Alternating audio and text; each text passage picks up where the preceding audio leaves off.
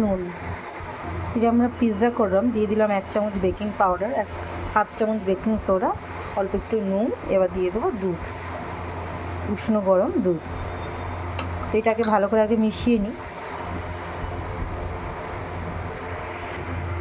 খুব ভালো করে এগুলো মেশানো হয়ে গেছে। এবার ওই দিয়ে দেবো উষ্ণ গরম দুধটা, দিয়ে মাখবো।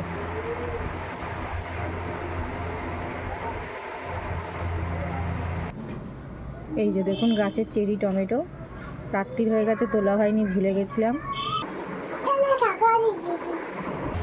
এই যে কিছু জিনিস রেডি করে নিয়েছি। এইগুলো হচ্ছে পিৎজার জন্য যাবে ক্যাপসিকাম, পেঁয়াজ, এই যে চেরি টমেটো।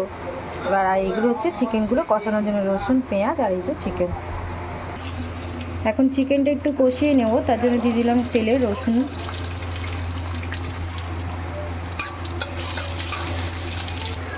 এবার দিয়ে দিলাম পেঁয়াজ কুচি।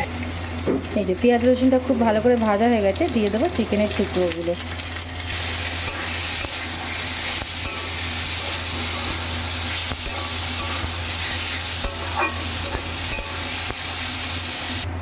এখানে দিয়ে দিচ্ছি কিছু মশলা, যেমন নুন, লঙ্কার গুঁড়ো আর একটু গোলমরিচের গুঁড়ো, দিয়ে খুব ভালো করে ভাজা ভাজা করে নিলেই চিকেনটা রেডি হয়ে যাবে। রেডি আমাদের পিৎজার চিকেনটা। কি সুন্দর দেখতে, লোভনীয় লাগছে। ছোট ছোট লেচি করে নিয়েছি, এবার বেলে নেবো। এই থালাটাই করবো, তাই জন্য ব্রেক করবো। এই থালাটা একটু তেল মাখিয়ে নিলাম।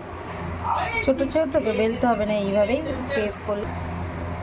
4টে কেটে নিয়েছি, এবার বাকিগুলো রেডি করবো। এই যে ফোর্ক দিয়ে পুরো ফুটিয়ে নিয়েছি। দিয়ে দেবো একটু করে সস, পিৎজা সস। কমপ্লিট হয়ে গেছে। চিকেন দিয়ে দিয়েছি, এবার দিয়ে দেবো চিলি ফ্লেক্স আর অরিগ্যানো। দিয়ে দিলাম একটু একটু চিলি ফ্লেক্স, এবার দিয়ে দিলাম অরিগ্যানো।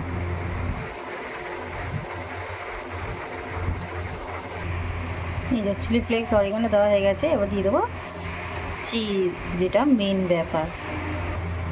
এই যে এবার পুরো কমপ্লিট। এবার এটা বেক হতে দেবো। একটা কড়াতে করব, এটা গ্যাসে করব। তো কড়াটা প্রথমে ভালো করে গরম করে নিয়েছি, নিয়ে এর মধ্যে দিয়ে দিলাম।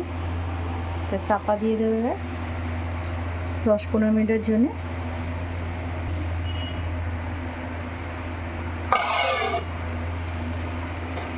আমাদের ছোট সা মিনি পিৎজা। ওয়াও, রেডি আমাদের আর একটা। এবার দিয়ে দেবো এটা মাইক্রোওভেনে।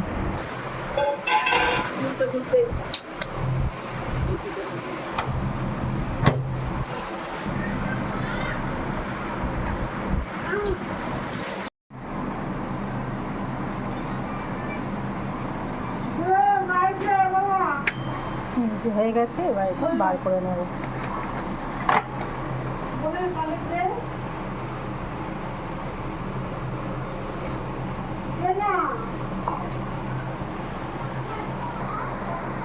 এই যে কমপ্লিট।